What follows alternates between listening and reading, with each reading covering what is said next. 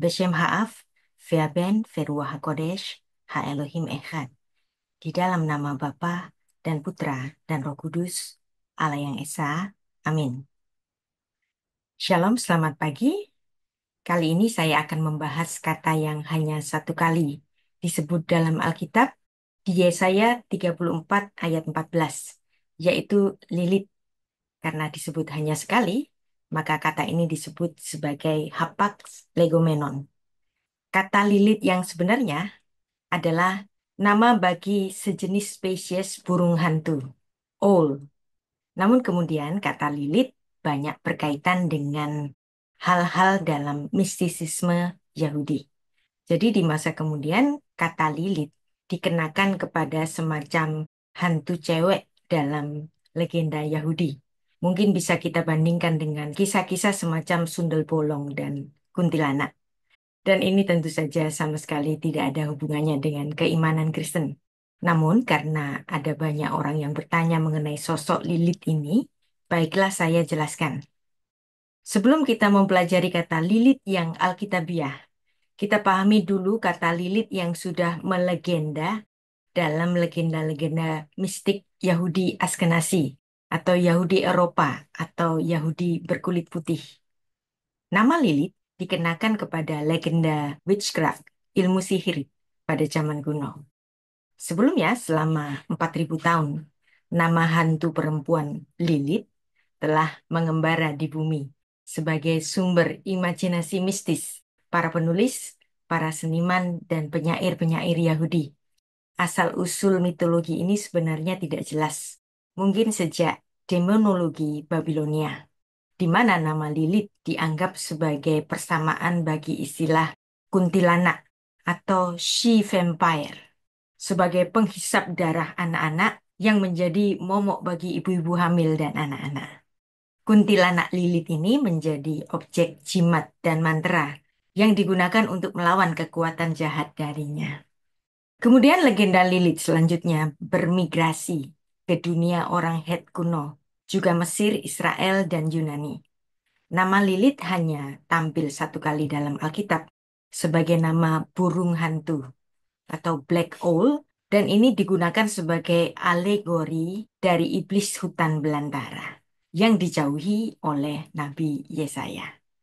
Dan orang-orang Yunani memiliki ide serupa untuk menghormati Emputa, hantu perempuan. Dan ide ini juga berhubungan dengan dongeng Romawi yang menghormati Lamis dan Sriges. Lilith juga terkait dengan legenda dari Arab tentang Gules yang mereka gambarkan sebagai hantu perempuan yang tinggal di gurun dan merobek para laki-laki berkeping-keping. Pada abad pertengahan, dalam legenda Yahudi Askenazi, nama Lilith muncul kembali sebagai istri pertama Adam yang mengerikan. Demikianlah Lilith terkait dengan hantu perempuan. Memang ada jenis-jenis hantu yang dikenal oleh orang-orang Yahudi, kecuali kalangan Saduki. Karena orang Saduki tidak percaya tentang kebangkitan dan hal-hal yang semacam roh. Orang-orang Yahudi yang percaya adanya hantu tidak memaksudkan bahwa Lilith ini adalah arwah orang mati, melainkan setan dalam wujud perempuan. Orang Yahudi menurut Talmud Babilonia Megillah dilarang menyapa temannya di malam hari karena khawatir kalau-kalau mereka menyapa Lilith, hantu cewek alias kuntilanak yang biasanya nongol di malam hari. Kemudian kita pelajari Lilith yang di dalam legenda Yahudi, jadi tidak di Alkitab, hanya di legenda Yahudi saja. Lilith ini dianggap sebagai istri pertama Adam sebelum dengan Hawa. Dan ini berkembang di antara orang-orang Yahudi Askenazi atau Yahudi Eropa atau Yahudi berkulit putih, yaitu orang-orang Eropa yang kemudian convert menjadi Yahudi.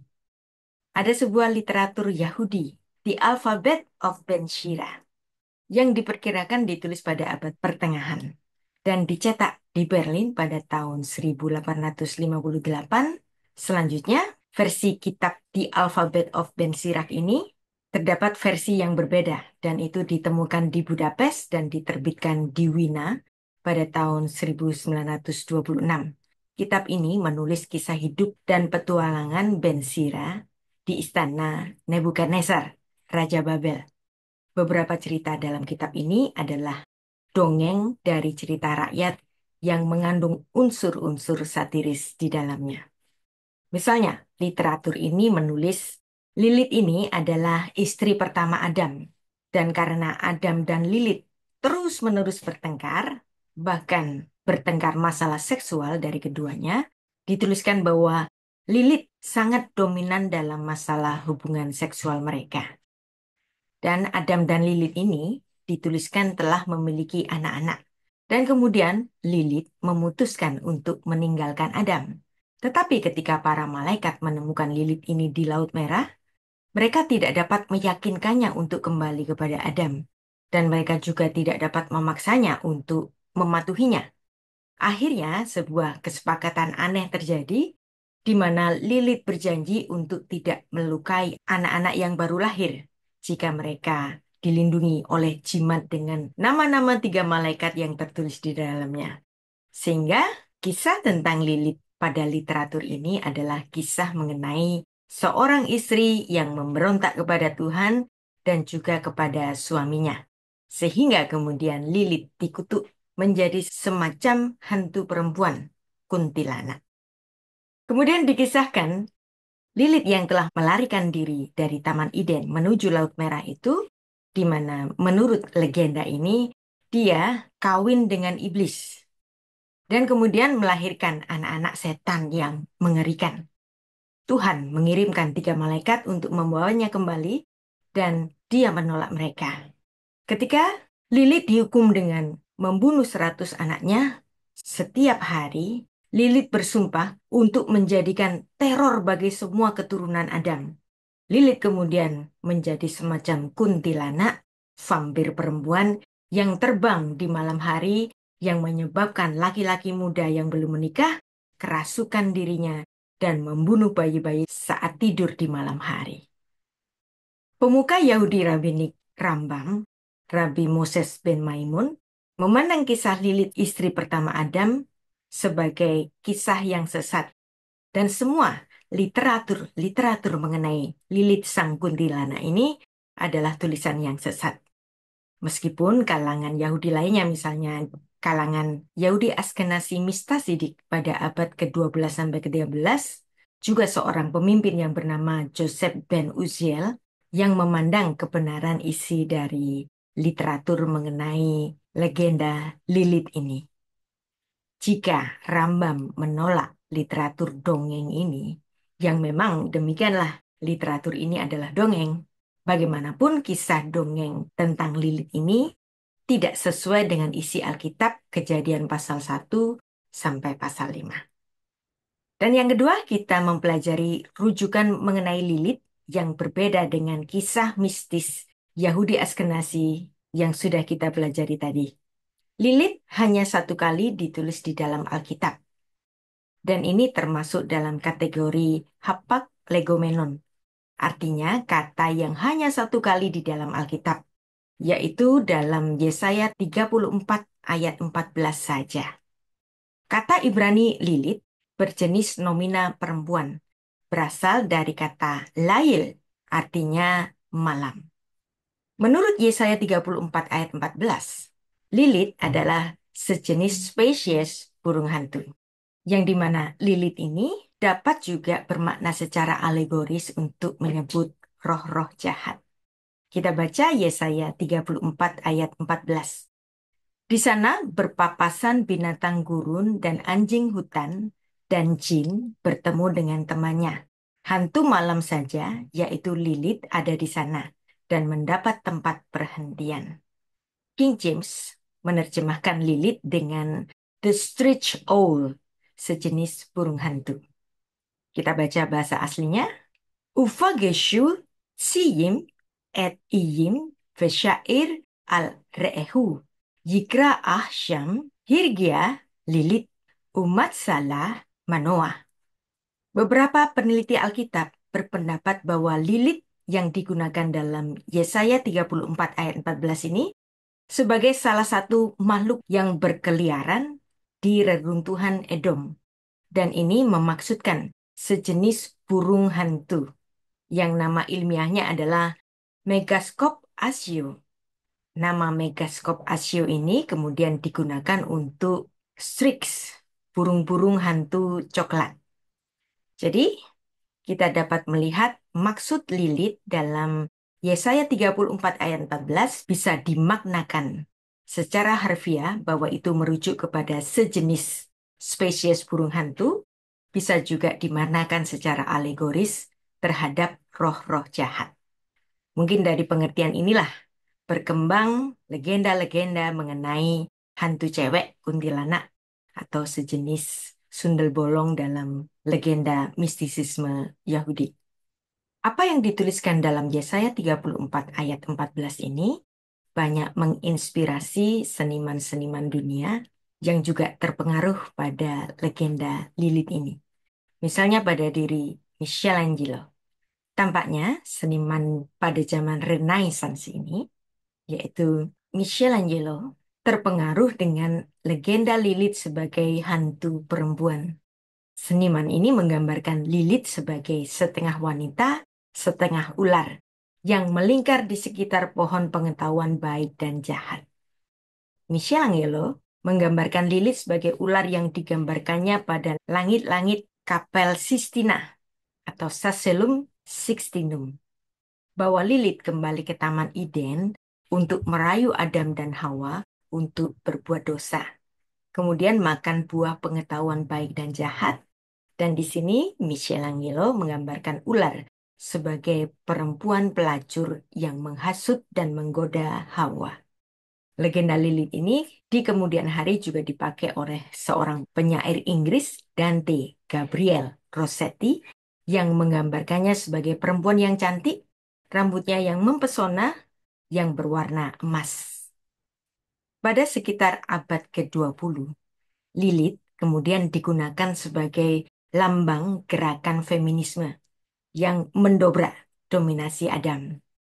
Dan ini ada terdapat pada tulisan dari novelis Irlandia James Joyce yang mengubah image sosok kuntilanak Lilith yang mengerikan di masa lalu dan menganggapnya sebagai perlindungan aborsi. Dari pemikiran Joyce ini, pada tahun 1970-an, kelompok feminis Yahudi mulai menggaungkan kembali kisah Lilith sebagai alegori untuk kisah perempuan Yahudi yang terlepas dari dominasi kaum Adam, kaum laki-laki.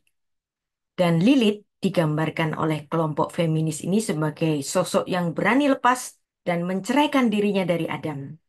Kelompok feminis Yahudi ini kemudian mencoba merombak bangunan tradisi abad pertengahan tentang Lilith yang lebih mengarah ke kuntilanak atau hantu perempuan, dan kemudian sosok ini diperluas dalam wawasan modern sebagai sosok yang mampu menang atas dominasi laki-laki. Pada tahun 1976, Lilith muncul sebagai judul majalah perempuan Yahudi dan program literasi nasional, dan majalahnya secara online dapat dibaca dalam www.lilith.org.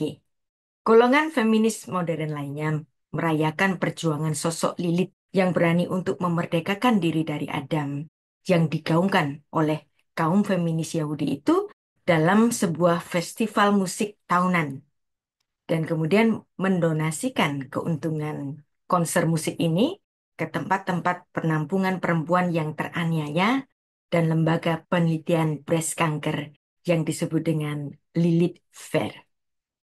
Demikianlah kita sudah memahami Lilith yang sebenarnya bermakna sejenis spesies burung hantu yang kemudian dilegendakan sebagai hantu perempuan yang kemudian di abad 20 diubah image-nya sebagai lambang dari perjuangan perempuan atas dominasi laki-laki dari kalangan feminis Yahudi. Di dalam Alkitab sebenarnya laki-laki dan perempuan tidak bersaing dan tidak saling menjajah dan tidak saling menang-menangan satu di antara yang lainnya. Laki-laki dan perempuan diciptakan dalam hubungan yang saling memberikan berkat.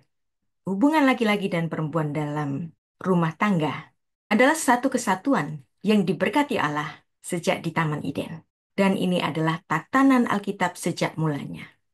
Perempuan di dalam Alkitab disebut sebagai Esher Kenegdo, seorang penolong yang beroposisi. Yang artinya di sini walaupun perempuan ditempatkan sebagai penolong bagi Adam, tetapi perempuan Esher Kenegdo ini memiliki hak bicara. Dan dia memiliki hak untuk mengoreksi Adam. Dan ada banyak sekali kisah-kisah perempuan di Alkitab yang bahkan dapat menjadi penolong yang sempurna bagi para laki-laki. Misalnya ada kisah mengenai Deborah. Deborah ditempatkan sebagai ibu bangsa yang bahkan dia menjadi pemimpin bangsa. Itulah sebabnya di dalam budaya Israel menempatkan perempuan sebagai seorang pemimpin bukanlah hal yang baru. Ini sudah terdapat di dalam Alkitab. Alkitab menaruh laki-laki dan perempuan dalam hubungan yang proporsional, saling mengisi, bukan untuk bersaing. Jadi sebenarnya kalau seseorang memahami betul isi Alkitab, apa yang disebut dengan istilah feminisme itu tidak perlu. Karena Alkitab sudah menempatkan laki-laki dan perempuan setara dan saling mengisi, saling membantu, dan hubungan keduanya ditetapkan dalam hubungan suami istri yang saling memberkati dan melahirkan berkat, yaitu keturunan-keturunan mereka. Inilah tatanan Alkitab yang hendaknya dipertahankan oleh semua pasangan-pasangan Kristiani selamanya. Tetaplah kita saling mengasihi di dalam hubungan keluarga kita masing-masing. Selamat berbahagia, Tuhan memberkati. Beshem Ha'af, Ve'aben, Ve'ruach HaKodesh, Ha-Elohim Echad. Di dalam nama Bapa dan Putra dan Roh Kudus, Allah yang Esa. Amin.